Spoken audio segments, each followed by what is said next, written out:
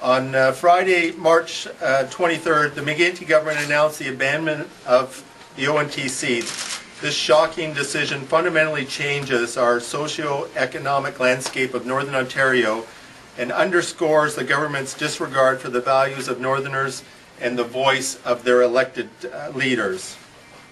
The Northern mayors have waited patiently for the evidence of fairness, of openness, and transparency to no avail. Rick Bartolucci, in a letter dated March 23rd, said, "Our government will be fair, open, and transparent as we proceed with this transaction." They've been anything but.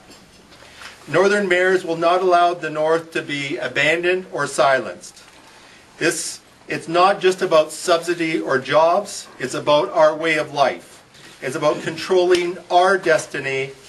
It's about ensuring future developments have a chance in Northern Ontario. It's about building stronger communities. It's about involvement in decisions that directly affect us. It's about the North being equal in Ontario. It's about you and me. And it's about a new deal for Ontario Northland and a rebirth of Northern Ontario. Today, the new deal for Ontario Northland advances and a re-energized new deal for Northern Ontario begins. To spread the word about the new deal for Ontario Northland to Northern Communities Working Group, today we are launching a campaign website. We encourage everyone who is concerned about Northern Ontario to visit this new site at nd4on.ca. Over the coming weeks, you'll hear a lot more from us and about this new deal, and the website will be a key tool to let people know where the campaign is going. Today, we also want to send a clear message to Queen's Park. You have ignored the North for too long.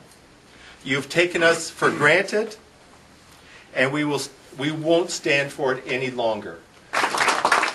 Thank you very much, Alan. And Al said it very succinctly. For a long period of time, we as Northern municipalities have been taking the initiative to send the message to this provincial government that the status quo for Ontario Northland is not acceptable, that it has a large role to play in the economy of Northern Ontario, and that it's being underutilized and undervalued. And over the years, we've made some very substantial, well thought out recommendations to the government on what would make Ontario Northland a better value for the taxpayer and for Northern Ontario. And we have yet to get a response from that. We haven't had the courtesy of those suggestions being received. And it's been indicative, I think, of a government that really hasn't seen the value in Northern Ontario. All along, FNUM has been advocating that we want to have a voice. The municipalities need to have a voice. The industry needs to have a voice. The unions need to have a voice. We need to do this together collectively. Now, since March 23rd, we made two simple requests to the provincial government. One was to stop the process or slow it down substantially so that due diligence and proper research can be undertaken. Secondly, we want to be involved in that process going forward. The major stakeholders need to be involved, and those major stakeholders are the communities, the industrial customers, and the unions, the workers. And again, we have not received a response from that. We haven't received a response from the Premier in a letter that we wrote with a simple request to meet with us and talk with us. So we have reached our breaking point. We need to act, and we need to act now strongly and loudly. And hence our second phase, if you will, today.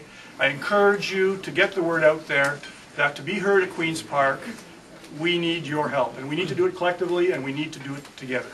So I encourage you to spread the word, to stand by your community, to stand by your industrial player, and to stand by your worker, your neighbor from ONTC, and help us get that message out. I think another significant thing is that in terms of how the government delivered this decision, they haven't thought it out well. We know that. We're hearing that from industry. There are thousands of more jobs at risk if Ontario Northland doesn't continue on to serve Northern Ontario or some form of it. It's very important to us that we get that message out. There's thousands of more jobs at risk. The industry have already told us that. And even more disturbing is the industry is telling us that they're not hearing anything from the government. This decision was made arbitrarily. It wasn't made as part of a well-thought-out strategy. Sense of the passion behind the issue. When a group of mayors like this comes together, it's unprecedented first and foremost, and that should be a signal enough that there have been a lot of initiatives and efforts that have been tried that haven't got us to the point of where we need to be. This divestiture is wrong. This divestiture is bad, and it's wrong and bad for a number of reasons. It's bad because it's an arbitrary decision made 1,000 kilometers away by people who have no skin on the line once again. It's bad because you have 1,000 families of good-working, hard-working Northern Ontarians who are sitting in limbo right now, wondering where they're going to go and what's going to happen. It's bad because even after the decision is made, this government, for some reason, has difficulty still engaging and involving Northerners and their leaders and determining what their destiny is going to be. It's bad because there is no plan. It's simply a knee-jerk reaction to whatever interest the government has developed in Southern Ontario again, and we're sitting in limbo, crossing our fingers, and wondering what's going to happen. The ONTC is not just a Highway 11 corridor issue, and I trust most Northern Ontarians understand that. This is an issue right across Northern Ontario. This ties jobs, it ties industry, it ties part of our way of life to itself because it is an integral part of what we are. Rail is our future. Rail is everybody's future, including Northern Ontario. So we shouldn't be divesting and backing away and cutting at the rail. What we should be doing is investing, finding enhancements, finding efficiencies, and making rail the integral part of our economy and the integral part of our lifestyle it needs to be. As well, rail is an integral part of minimizing the carbon footprint, and we need to be working in that direction. Look, this is an issue that stretches from Kenora to Mattawa. As mayors, as Northern mayors, we will continue the fight, and we'll continue to fight unprecedentedly for what we believe is our way of life, our people, and who we are.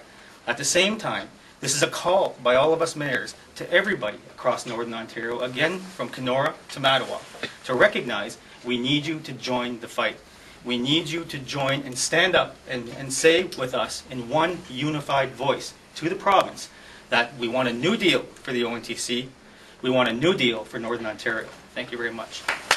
It's a god-darn shame that we have to be spending money on advertising we want a new deal when we've been saying that from day one. Simple. You got a premier who's the province, who should be the premier for the province of Ontario.